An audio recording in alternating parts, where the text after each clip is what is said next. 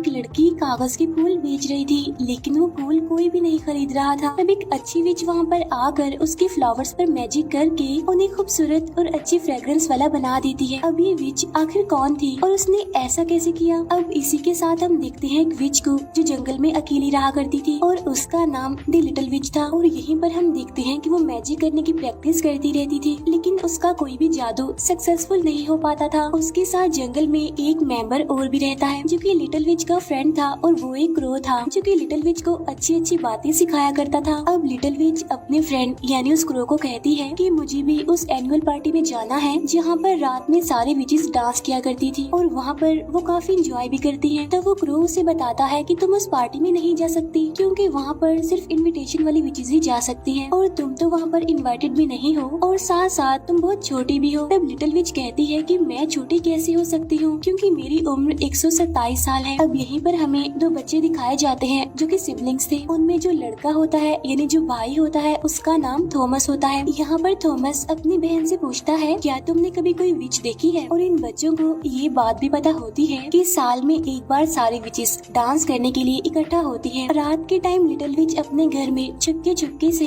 अपनी magical broom यानी जादुई झाड़ू उठाकर अपने घर से निकल जाती है। वो कोशिश करती है कि वो क्रो उसे ना देख पाए और वो उसी माउंटेन पर पहुंच जाती है जहाँ पर सारी बड़ी विचेस पार्टी कर रही थी। तब लिटिल विच सोचती है कि कोई भी उसे पहचान नहीं पाएगा और वो भी यहाँ सभी के बीच शामिल हो जाएगी। लेकिन तभी वहाँ पर एक पुरानी विच जिसका नाम रंपमपेल होता है वो लिटिल विच को पकड़ लेती है और वो सभी को बताती है कि देखो हमारे बीच एक विजिटर आई है, मीन्स बिन बुलाई मेहमान, जो कि अभी छोटी है। जिस पर लिटिल विच कहती है कि मैं छोटी नहीं हूँ, मैं बड़ी हो गई हूँ। फिर लिटिल विच अपनी उम्र बताती है तब वो सभी कहती हैं कि तुम अभी बहुत छोटी हो, तुम में से तो अच्छी खुशबू आ रही है, साथ साथ तुम्हारे फेस पर कोई रिंकल्स भी नहीं है। क्या तुम नहीं जानती कि यहाँ पर आना सख्त मना है जब तक कि तुम्हें कोई इनविटेशन ना मिले? तब लिटिल विच कहती है कि मैं भी आप लोगों जैसा बनना चाहती हूँ और मैं आपकी बात मानूंगी, आप जैसा कहेंगी मैं वैसा ही करूंगी। तब सारी विचेस सोचती है कि इसे पनिशमेंट दी जाए और कोई आम पनिशमेंट नहीं बल्कि बुरी से बुरी पनिशमेंट। तभी हेड विच लिटिल विच के सामने एक काफी बड़ी बुक रखकर उसे कहती है कि ये एक बड़ी सी किताब है और इसे तुम्हें 1 साल के अंदर पूरी याद करनी है और अगले साल आज के ही दिन तुम्हारा टेस्ट होगा और अगर तुम पास हो गई और इस बुक में लिखी गई सारे स्पेल्स तुमने याद कर ली तो तुम्हें भी यहाँ पर बुलाया जाएगा। लेकिन बाकी विचेस इस बात पर एग्री नहीं करती और वो कहती हैं कि इसे कोई ना कोई पनिशमेंट तो मिलनी ही चाहिए, तो क्यों ना हम इसके बाल ही जला दे और या फिर हम इसे मिट्टी के अंदर ही गाड़ दे। तब रंपमपेल कहती है कि इसकी मैजिकल ब्रूम यानी जादुई झाड़ू ले लेनी चाहिए। तब ये लोग ऐसा ही करती हैं और वो लिटिल विच की झाड़ू ले लेती हैं और उसे जला भी देती हैं। अब क्योंकि झाड़ू के बगैर तो लिटिल विच अपने घर नहीं जा सकती थी, इसीलिए वो 3 दिन का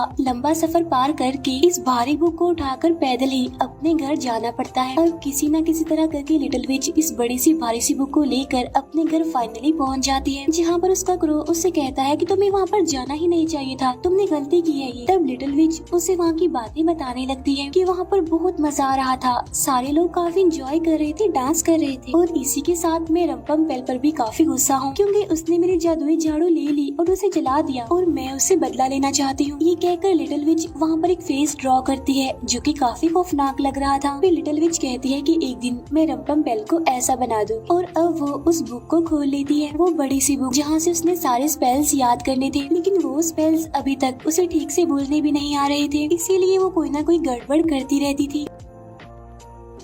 फिर एक दिन वो जंगल में देखती है कि कुछ औरतें छोटी लकड़ियां जमा कर रही हैं और वहाँ हवा ना चलने की वजह से वो औरतें काफी परेशान भी थीं। तब ये देखकर लिटिल विच अपना मैजिक करती है जिससे वहाँ पर काफी तेज हवा चलने लगती है, जिससे होता ये है कि छोटी लकड़ियाँ वहाँ पर आकर गिरने लगती हैं और एक जगह पर इकट्ठा हो जाती हैं। लेकिन तभी वहाँ पर जर्नल पहुँच जाता है जो उन औरतों को कहता है कि तुम ये लकड़ियाँ कहीं पर भी नहीं ले जा सकती। तब लिटिल विच उस पर भी मैजिक कर देती है जिससे वो जर्नल अब कह देता है कि तुम ये सारी लकड़ियाँ ले जा सकती हो। तब लिटिल विच उस जर्नल को कहती है कि तुम मुझे मेरे घर पर छोड़ दो। अब उस जर्नल के ऊपर इतना मैजिक हो चुका था कि वो लकड़ियों को भी अपने पीछे उठा लेता है और साथ साथ विच को भी। जब लिटिल विच घर आती है तो वो क्रो से कहता है कि तुम्हें ऐसा करना नहीं चाहिए था, तुमने उन औरतों की हेल्प की तो ये तो अच्छी बात है, लेकिन इसका मतलब ये नहीं कि तुम उस जर्नल से बदला भी लेती। अब क्योंकि लिटिल विच के पास उसकी जादुई झाड़ू नहीं थी, इसीलिए वो मार्केट में जाती है नई झाड़ू खरीदने के लिए, जहाँ वो बाजार जाकर बहुत सारी चीजों बच्चों को नोटिस करती है। वहीं पर उसे ब्रूम की एक शॉप मिल जाती है। वहाँ वो देखती है कि छोटी बच्ची यानी थॉमस की बहन खड़ी हुई है, जिसकी मदर के पास कैंडीज दिलवाने के पैसे नहीं थे। इसीलिए पहले लिटिल विच अपने लिए ब्रूम पसंद करती है और साथ साथ वो कुछ कैंडीज भी खरीद लेती है। और जब थॉमस की सिस्टर अपनी पॉकेट चेक करती है तो उसमें से कैंडी निकलती है और ये देखकर उसे समझ नहीं आती कि आखिर उसके पास ये कैंडी कहाँ से और कैसे आई। वहीं पर लिटिल विच एक लड़की को देखती है जो कि कागज के फूल बेच रही थी। वो लड़की उसे बताती है कि ये फूल कोई भी नहीं खरीद रहा है और तभी लिटिल विच उन फ्लावर्स पर मैजिक करके उन्हें खूबसूरत और अच्छी फ्रेग्रेंस वाला बना देती है, जिससे उस फ्लावर्स वाली लड़की के सारे फूल बिक जाते हैं। और ये देखकर लिटिल विच बहुत खुश होती है। और अब यहाँ पर उसके पास अपनी झाड़ू भी आ चुकी थी, इसीलिए वो उस ब्रूम का यूज करके उड़ के अपने घर जाती है। उधर थॉमस और उसकी सिस्टर अपना रास्ता भूल गए थे जंगल में और इसीलिए वो लिटिल विच के घर भी पहुँच जाते हैं। तब वो दोनों बच्चे उसे पहचान कर कहते हैं कि तो मार्केट वाली लड़की है। तब लिटिल विच खाने के लिए उन्हें बहुत अच्छी अच्छी चीजें देती है। और तब थॉमस की सिस्टर उससे यहाँ पर पूछ लेती है कि क्या तुम विच हो, यानी क्या तुम चुड़ैल हो। तब थॉमस अपनी बहन को कहता है कि तुम्हें उससे ऐसी बात नहीं पूछनी चाहिए थी। और तब लिटिल विच यहाँ पर उन्हें अपना मैजिक करके दिखाना शुरू कर देती है। तब वो बच्चे उसका मैजिक देखकर बहुत खुश हो जाते हैं और बाद में वो लिटिल विच से अलग अलग चीजें करने के लिए कहते हैं। तब लिटिल विच वो सारी चीजें उन बच्चों को करके दिखाती है और साथ साथ वो अपने घर की हर एक चीज से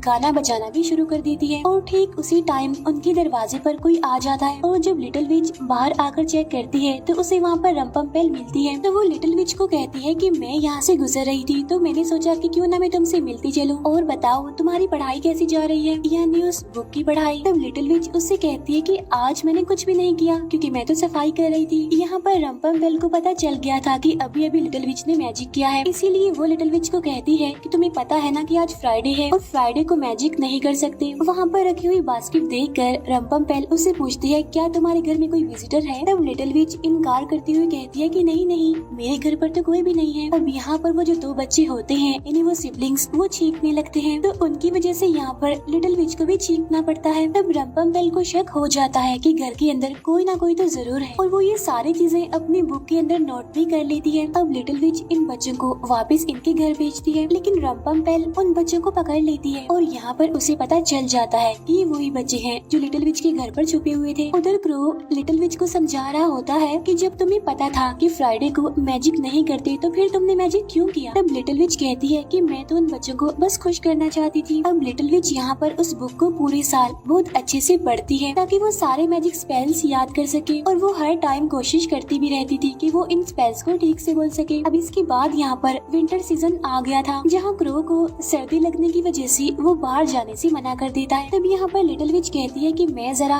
ताजी हवा में फ्रेश होकर आती हूँ। अब लिटिल विच जब मार्केट में पहुँचती है तो वहाँ पर देखती है कि कुछ बच्चे खेल रहे हैं, लेकिन दो शरारती बच्चे वहाँ पर आकर उन्हें परेशान कर रहे हैं। इसीलिए लिटिल विच अब वहाँ पर आकर मैजिक करती है उन दोनों शरारती बच्चों को सबक सिखाने के लिए। इसीलिए वो दोनों बच्चे वहीं पर बर्फ में फंस जाते हैं। तब बाकी सभी बच्चे ये देखकर खुश हो रहे थे और जब उनमें से एक बच्चा उदास होकर वहाँ से जाने लगता है तो लिटिल विच उसका पीछा करती है और यहाँ पर रंपम्पेल भी मौजूद थी। लिटिल विच उस बच्चे से पूछती है कि तुम मुझे थोड़ा परेशान लग रहे हो तो मुझे बताओ कि आखिर क्या बात है। तो वो बच्चा बताता है कि जो आदमी मुझे मार रहा था असल में वो मेरे फादर है और उन्हें जुए की लत लग गई है और वो सारे पैसे उसी में वेस्ट कर देते हैं। तभी सुनकर लिटिल विच उस बच्चे की हेल्प करती है और रात में वो उसी जगह पर पहुँच जाते हैं जहाँ पर उस बच्चे के फादर जुआ खेलने आया करते थे और वो लोग वहाँ पर गेम खेल रहे थे जहाँ पर मैजिक होने की वजह से वो बॉल बार बार वुडन फ्लोर से टकरा रही थी, जिसकी वजह से वो पूरी जगह टूट जाती है और तब उन लोगों को धक्के देकर वहाँ से निकाल दिया जाता है जिनमें उस बच्चे के फादर भी शामिल थे। तब वो बच्चा अपने फादर की हेल्प करता है। तब यहाँ पर उसके फादर को भी रियलाइज हो चुका था कि उसने अपने बच्चे को गलत ही डांटा था। अब ये चीज रंपम्पेल भी नोटिस कर रही थी कि जो लिटिल विच है वो तो एक अच्छी विच है, सबके साथ अच्छा करती है, खुश करती है, सबको भलाई करती है सबके साथ। जब लिटिल विच अपने घर पहुँचती है तो उसे हर जगह पर कैंडल जलती हुई दिखाई देती है और इसी के साथ उसे वहाँ पर केक भी नजर आता है। अब ये सब कुछ उस क्रो ने किया था क्योंकि आज लिटिल विच का बर्थडे होता है और आज वो पूरे 128 सालों की हो गई थी। फिर एक दिन रंपम्पेल लिटिल विच के घर की बाहर आती है जहाँ पर वो लिटिल विच को इनविटेशन देती है एनुअल पार्टी में आने के लिए। साथ साथ वो उसे ये भी कहती है कि तुम्हें याद है ना कि तुम्हारा टेस्ट है। तब लिटिल विच उससे कहती है कि जाकर बता दीजिएगा, मैं बिल्कुल तैयार हूँ, पूरी तैयारी के साथ बताऊंगी मैं, और मैं एक अच्छी विच बनकर दिखाऊंगी। और आज वो दिन आ चुका था जिस दिन लिटिल विच का टेस्ट होने वाला था, और वो एक ऐसी केव में जाती है जहाँ पर कोई भी नहीं था, और तभी वो आवाज लगाती है कि मैं पहुँच गई हूँ। और तभी यहाँ पर बाकी सारी बड़ी विचेस भी आ जाती है और उससे कहती है क्या तुम तैयार हो। इसके बाद वो लिटिल विच को अलग अलग मैजिक करने के लिए कहती है, जहाँ पर उसे सारे मैजिक याद थे। बगैर बुक की हेल्प लिए उसने सारे मैजिक करके दिखाए, जिससे सारी की सारी विचेस काफी खुश हो जाती हैं। और तभी रंपम्पेल कहती है कि मैंने पूरे साल इस लड़की पर नजर रखी है, ये तो एक अच्छी विच है, लोगों के साथ भलाई करती है, लोगों की हेल्प करती है, और इसकी उम्र भी अभी ज्यादा नहीं हुई है और ना ही फेस पर रिंकल्स आए हैं। तब यहाँ पर हेड विच लिटिल विच को कहती है कि ये तो तुमने बहुत बड़ी गलती की है, क्योंकि तुम लोगों की हेल्प नहीं कर सकती हो, क्योंकि जो लोगों की हेल्प करती है वो बुरी विच होती है। तब लिटिल विच अपनी सफाई में कहती है कि अगर मैंने लोगों की हेल्प कर दी तो इसमें बुराई क्या, और ये बात मुझे आज से पहले बताई भी नहीं गई थी कि भलाई करना विचेस के लिए मना होता है। अब इसी वजह से लिटिल विच की सारी मैजिकल पावर्स खत्म होने वाली थी। तो तभी रंपम्पेल कहती है कि अगर तुम बचना चाहती हो तो तुम्हारे पास सिर्फ एक ही ऑप्शन है कि वो जो दोनों बच्चे हैं इन्हीं थॉमस और उसकी सिस्टर, उन्हें तुम्हें पत्थर का बनाना होगा और तभी तुम जाकर हम में से एक बन सकती हो। तब लिटिल विच ऐसा करने के लिए मना कर देती है और वो बड़े गुस्से में अपने घर आ जाती है, जहाँ पर वो अपने फ्रेंड इन्हीं क्रो को भी बुरा भला कह देती है और ये भी कह देती है कि अगर तुम यहाँ पर ना होती तो अच्छा होता, क्योंकि तुमने ही मुझे अच्छा बनना सिखाया था। ये कहकर वो उस क्रो को अपने घर से बाहर निकाल देती है।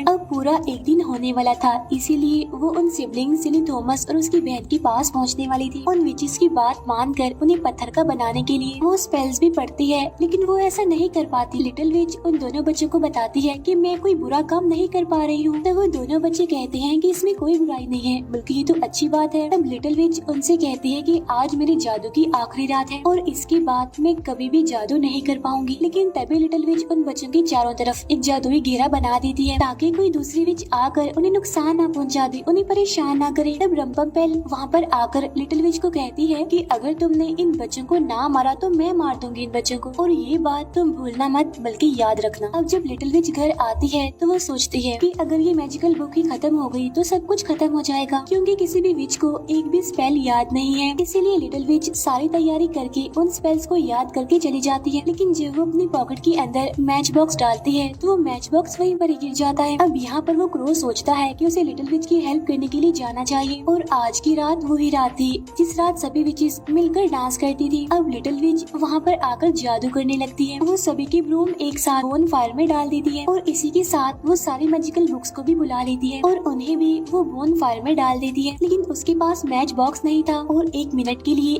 वो भी स्पेल्स बोलने लगती है और इसी वजह से सारी विचेस उस पर भारी पड़ने लगती है। लेकिन तभी यहाँ पर लिटिल विच हेड विच को एक फ्रॉक में बदल देती है। अब यहाँ पर वो सारी विचेस हंस तो रही थी, लेकिन रंपम्पेल वहाँ से गायब हो जाती है। अब यहाँ पर वो क्रो भी पहुँच चुका था लिटिल विच की हेल्प करने के लिए वो मैच बॉक्स लेकर। अब लिटिल विच अपना मैजिक करके वहाँ की सारी विचेस को फ्रॉक में बदल देती है। उसे अपनी गलती का एहसास होता है और वो अपने क्रो को गले से लगाती है। और अब जैसे ही वो बड़े से बोन फायर को आग लगाने ही वाली थी कि तभी उसे रंपम्पेल मिल जाती है, जिसे लिटिल विच हमेशा से ही एक अलग जानवर बनाना चाहती थी। और फाइनली लिटिल विच उस पर अपना मैजिक करके उसे खौफनाक से जानवर में बदल देती है। इसके बाद लिटिल विच उस बोन फायर में आग लगा देती है, जिससे सभी की मैजिकल ब्रूम्स और वो बुक्स भी जल जाती हैं और वो सारी विचेस जो कि फ्रॉग बन गई थी वहाँ से दूर भाग गई थी। अब लिटिल विच और उसका फ्रेंड क्रो वहाँ पर अकेले ही थे, जो कि अकेले ही इस जगह पर एंजॉय करने लगते हैं, डांस करने लगते हैं। अब लिटिल विच इतनी ज्यादा खुश होती है कि वो पूरी रात वहाँ पर डांस करती रहती है और कहती है कि अब यहाँ पर कोई भी बुरी विच नहीं आएगी। इसके बाद हम देखते हैं कि लिटिल विच अपने क्रो को भी मैजिक करना सिखा रही थी और इसी के साथ ये मूवी यहीं पर एंड हो जाती है।